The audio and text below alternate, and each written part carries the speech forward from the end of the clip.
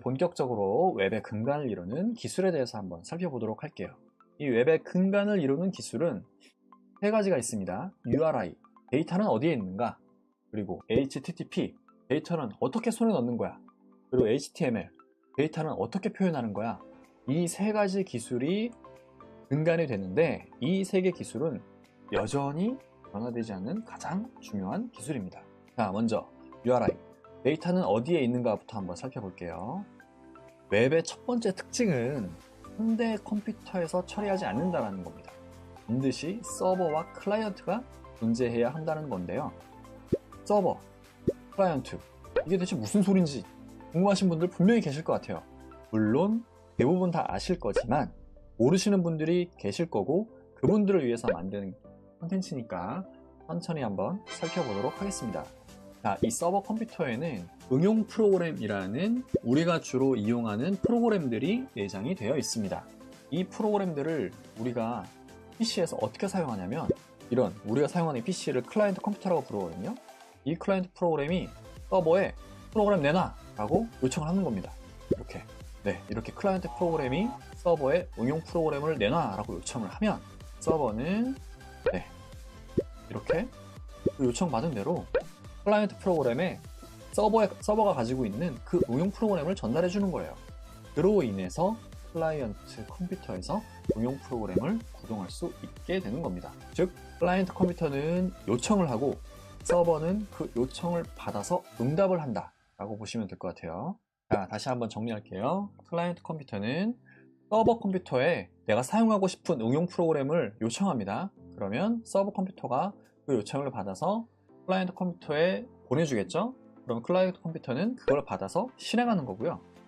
서버 컴퓨터는 응용 프로그램을 가지고 있다가 이 클라이언트 컴퓨터가 요청하면 알았어, 이거 써 하고 보내주는 거예요. 클라이언트 컴퓨터에. 그거를 바로 서버 컴퓨터라고 부릅니다. 통상 서버라고 하죠. 어때요? 참 쉽죠? 클라이언트가 뭔지, 서버가 뭔지 이제 이해가 좀 되시죠?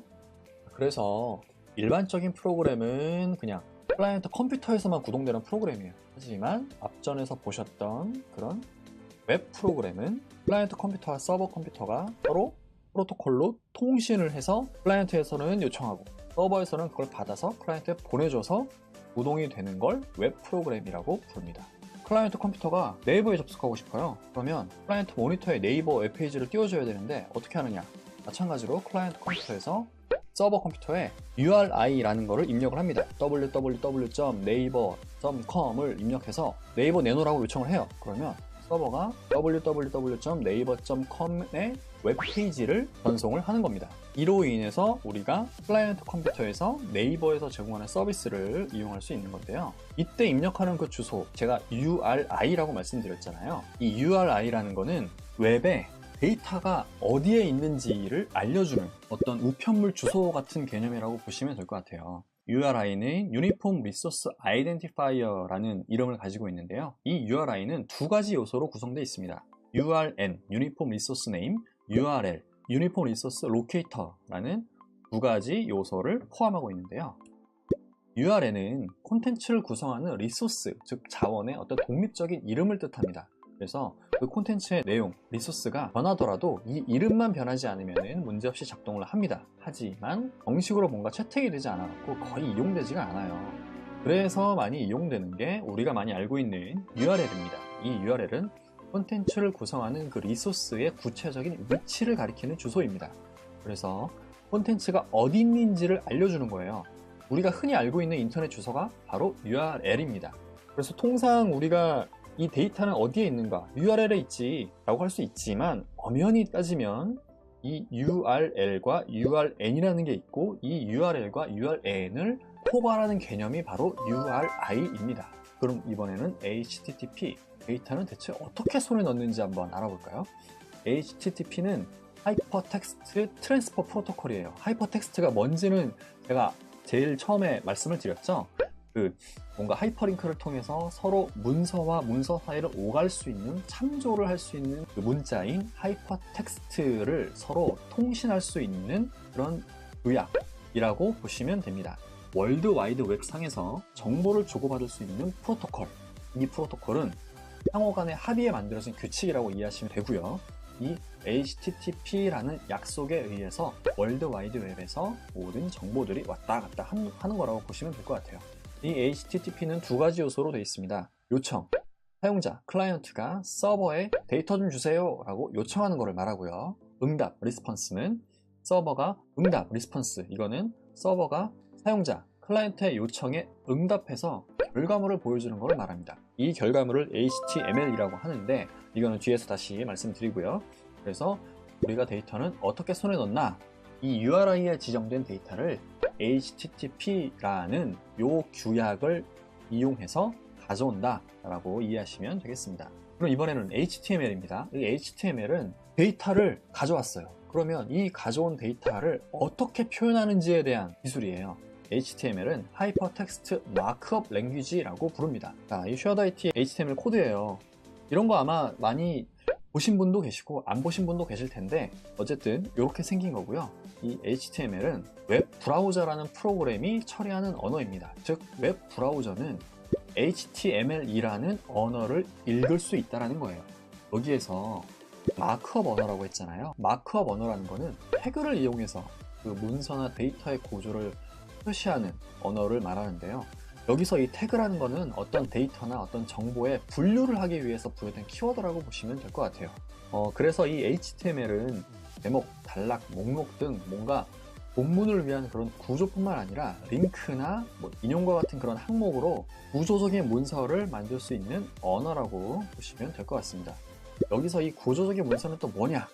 지금 보시는 것처럼 HTML이라는 어떤 요소 안에 헤드라는 요소가 있고, 헤드 안에 타이틀이라는 요소가 또 있죠. 또 바디 안에 div라는 요소가 있고요. 이런 식으로 HTML이 구성이 되어 있습니다. 그런데 이 HTML에도 한계가 있어요. HTML은 프로그래밍을 위한 언어가 아닙니다. 이게 뭔 소리냐? 우리가 클라이언트 컴퓨터에 설치되어 있는 다양한 이런 웹 브라우저를 통해서 서버 컴퓨터에 HTML 페이지에 접근을 합니다. 그리고 이거를 읽어요. 그러면 이 요청에 의해서 클라이언트 컴퓨터에 Hello World라는 응답을 이제 받아서 수행을 하게 되는 거죠. 클라이언트 컴퓨터는 서버 컴퓨터에 요청하고, 서버 컴퓨터는 그 요청을 받아서 수행한 다음에 그 결과에 응답해서 클라이언트에 던져주는 거예요. 모든 작업이 서버에서만 이루어집니다. 이게 반복이 되면은 당연히 서버 컴퓨터에 부하가 많이 걸리겠죠. 부하가 많이 걸리면 어떻게 되겠어요? 서버 컴퓨터가 뻥 하고 터질지도 모릅니다. 이런 한계가 있어요, HTML이. 이거를 좀 타파하기 위해서 이런 웹 프로그램을 클라이언트 컴퓨터에서도 웹 프로그램에 동작할 수 있게 할 수는 없을까? 이런 의문이 들 수밖에 없습니다. 이거를 해결하기 위해서 나온 게 언어 안에 언어라는 거예요. 다행히 이 HTML은 이 HTML이라는 언어에 추가적으로 또 다른 언어를 넣을 수가 있어요. 이게 뭔 소리냐? 자, HTML은 아까 앞서서 태그라고 말씀을 드렸잖아요. 이 꺽쇠로 표시되는 태그라는 걸로 HTML에서 HTML 언어를 사용할 수 있습니다. 이거를 내부 언어라고 할게요. 그런데 HTML은 하이퍼링크라는 기술을 가지고 있거든요. 이 하이퍼링크를 통해서 CSS, 자바스크립트라는 언어를 또 사용할 수가 있습니다. 이거를 외부 언어라고 부르겠습니다. 이 CSS는 캐스케이딩 스타일 시트라고 해서 웹페이지를 어떻게 보여줄까에 대한 언어입니다. 즉 HTML의 겉모습을 꾸미는 데 사용되는 언어라고 보시면 되고요. 자바스크립트는 웹페이지를 어떻게 움직일까를 위해서 사용되는 언어입니다. HTML에서 동작하는 것을 다루는 데 사용되는 언어라고 보시면 됩니다. 이렇게 HTML은 HTML 자체, 이 내부 언어에 CSS와 자바스크립트라는 외부 언어를 하이퍼링크라는 기술을 통해서 가져다가 씀으로써 서버에서만 동작하는 게 아니라 클라이언트에서도 동작할 수 있게 웹 프로그램을 만들 수 있는 겁니다. 이 CSS는 통상 이렇게 HTML 안에 스타일 타입, 텍스트 CSS 이런 어떤 코드로 작성이 되는데요. 보시는 것처럼 왼쪽에 있는 일반적인 HTML 페이지의 외형을 오른쪽처럼 이렇게 이쁘게 꾸며주는 겁니다. 배경색도 생겼고 타이틀 이미지도 생기고 칸도 생기고 지금 이미지의 위치도 바뀌고 이런 식으로 뭔가 외형을 꾸미는 데 사용되는 언어가 CSS고요. 자바스크립트는 보기에도 되게 좀 복잡한 이런 어떤 복잡한 코드로 작성이 되는데 이렇게 웹페이지에서 움직이죠. 네. 이렇게 웹페이지의 움직임을 만들 수 있는, 제어할 수 있는 그런 프로그래밍 언어라고 보시면 되겠습니다. 자, 그래서 정리하면 HTML은 구조, CSS는 표현, 자바스크립트는 행동, 움직임을 위한 언어라고 보시면 되고요. HTML 안에 외부 언어인 CSS와 자바스크립트를 가져다가 웹페이지를 최종적으로 구성한다 라고 보시면 되겠습니다. 보세요. HTML은 헬로 월드, 그냥 타이핑 되어 있는 까만 헬로 월드죠.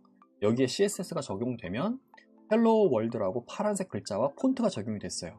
여기에 자바스크립트가 적용되면 헬로우 월드라고 타이핑이 됩니다. 이렇게 움직임을 관장하는 거고요. 좀 더 이해하기 쉽게 HTML은 그냥 일반적인 평면이에요. 평면적인 사진. CSS는 여기에 색깔도 입히고 크기도 키우고 모양도 넣고 이렇게 된 거예요. 여기에 자바스크립트가 붙으면 이렇게 현란한 댄스를 추는 것처럼 이렇게 움직임을 부여하게 되는 겁니다. 자, 이제 HTML, CSS, 자바스크립트 뭔지, 개념은 뭔지 대충 아시겠죠? 자, 여기까지 1강 웹이 대체 뭔지에 대해서 간단하게 한번 살펴봤습니다. 이 강에서는 웹에서 작동하는 웹 프로그램, 즉 웹 애플리케이션의 구조에 대해서 알아볼 거고요. 이 웹 애플리케이션 안에서 콘텐츠가 어떻게 움직이는지, 가만히 있는 콘텐츠는 어떤 형태고 그 안에서 움직이는 콘텐츠는 어떤 형태인지 알아볼 거고, 이런 것들을 수행하는 웹서버란 무엇인지, 또 이 웹서버 위에서 프로그램만을 위한 웹 애플리케이션 서버는 또 뭔지, 프록시 서버, 캐시 서버, 그리고 기타 등등에 대해서 한번 알아볼 겁니다. 즉, 서버 총정리 시간이 될 것 같습니다. 여기까지 제 1강 웹이 대체 뭐야에 대해서 알아봤습니다. 어떠세요? 어느 정도 개념이 좀 잡힌 것 같으세요? 추가적인 질문이나 더 궁금하신 사항이 있으시면 댓글로 부탁드립니다. IT 전산지식 기초개념 강좌 쉐어드 IT 클래스 여기서 마치겠습니다. 감사합니다. 다음 강의에서 뵙겠습니다.